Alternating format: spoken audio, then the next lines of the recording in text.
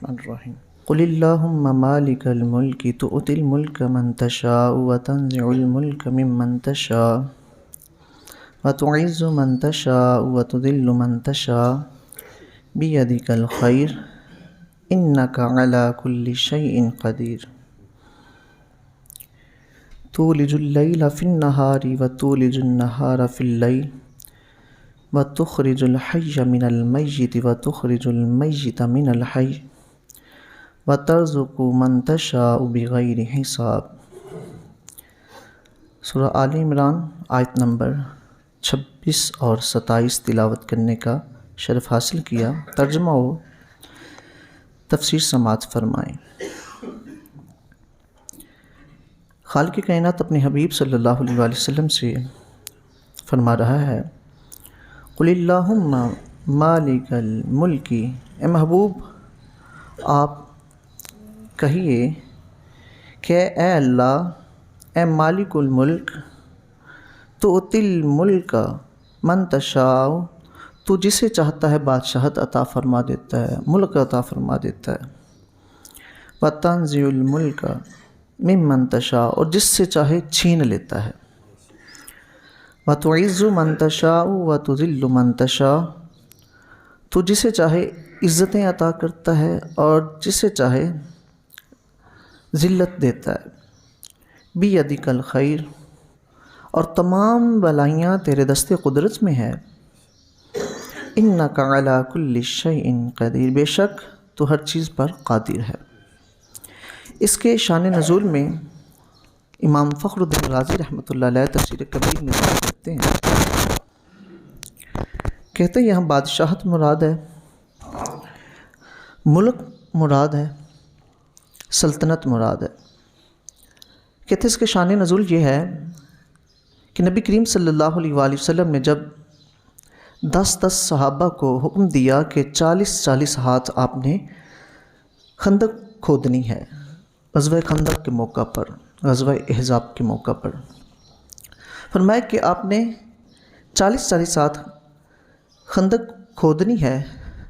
تو خندق کھودتے وقت ایک چٹان آ گئی، بہت سخت تھی، کسی کدال سے، کسی اوزار سے وہ ٹوٹ نہیں رہی تھی۔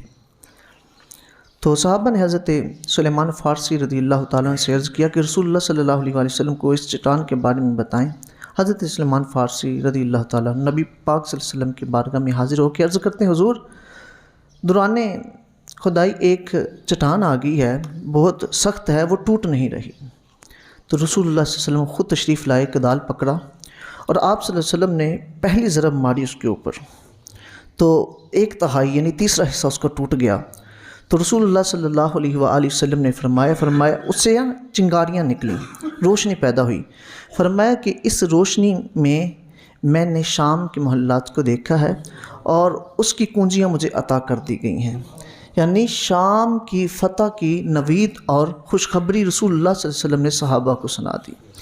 پھر دوسری ضرب لگائی نبی پاک صلی اللہ علیہ وآلہ وسلم نے، تو فرمایا کہ مجھے فارس کی کنجیاں عطا کر دی گئی ہیں کہ فارس کو ہم فتح کریں گے، اور اس میں جو روشنی ہوئی اس میں آپ صلی اللہ علیہ وسلم فرمایا میں نے فارس کے محلات کو دیکھ لیا ہے۔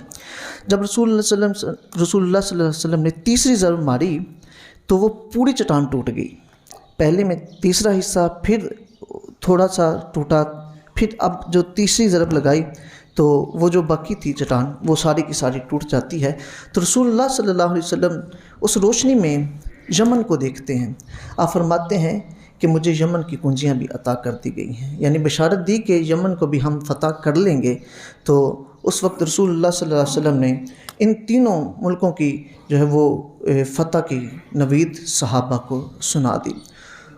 تو اس وقت منافقین نے یہ کہا کہ یہ خندق کے پار تو آپ جا نہیں سکتے، معاذ اللہ انہوں نے اعتراض کیا کہ جا نہیں سکتے تو کہاں آپ شام کو، روم کو، یمن کو فتح کرو گے؟ تو انہوں نے جب یہ کہا تو میرے رب نے یہ آیت نازل فرمائی، فرمایا محبوب تم یہ دعا کرو کہ اے اللہ، اے مالک الملک، اے ملکوں کے مالک، تؤتی الملک من تشاء، تو جسے چاہتا ہے ملک عطا کرتا ہے، وتنزع الملک ممن تشاء، جس سے چاہتا ہے چھین لیتا ہے، وَتُعِزُّ مَن تَشَاءُ وَتُذِلُّ مَن تَشَاءُ بِيَدِكَ الْخَيْرُ، جسے چاہتا ہے عزت دیتا ہے، جسے چاہتا ہے تو ذلت دیتا ہے، تمام ولائیاں تو تیرے دست قدرت میں ہے۔ اِنَّكَ عَلَىٰ كُلِّ شَيْءٍ قَدِيرٌ، بے شک تو ہر چیز پر قادر ہے۔ تو اس وقت یہ آیت نازل ہوئی اور منافقین کو خبر دے دی کہ رسول اللہ صلی اللہ علیہ وسلم نے جو کہہ دیا ہے وہ حق ہے، اور یہ پیشن گوئی بھی تھی، اور رسول اللہ صلی اللہ علیہ وسلم کا معجزہ بھی تھا کہ وقت سے پہلے آپ صلی اللہ علیہ وآلہ وسلم کو خبر ہو گئی تھی، آپ نے صحابہ کو اس کی جو ہے وہ بشارت بھی سنا دی تھی۔ تولج اللیل فی النہار وتولج النہار فی اللیل، اے اللہ تو رات کو دن میں داخل کرتا ہے، وتولج النہار فی اللیل، اور نہار یعنی دن کو رات میں داخل کرتا ہے۔ یہ اللہ رب العزت کی صفت ہے، اس کی شان ہے کہ وہ رات کو دن میں داخل کرتا ہے، دن کو رات میں داخل کرتا ہے۔ اب گرمیوں کے دن جو ہیں وہ بڑے ہو جاتے ہیں اور راتیں جو ہیں وہ چھوٹی ہو جاتی ہیں، سردیوں میں راتیں بڑی ہو جاتی ہیں، دن چھوٹے ہو جاتے ہیں۔ یہ اس کی قدرت ہے، وہ بدلتا رہتا ہے ان کو۔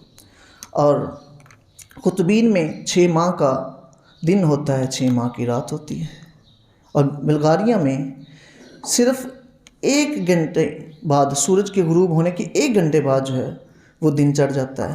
یہ خالق کائنات کی قدرتیں ہیں، وہ مختلف مقامات پر رات دن کو چھوٹا کر کے اپنی قدرتیں دکھاتا ہے لوگوں کو۔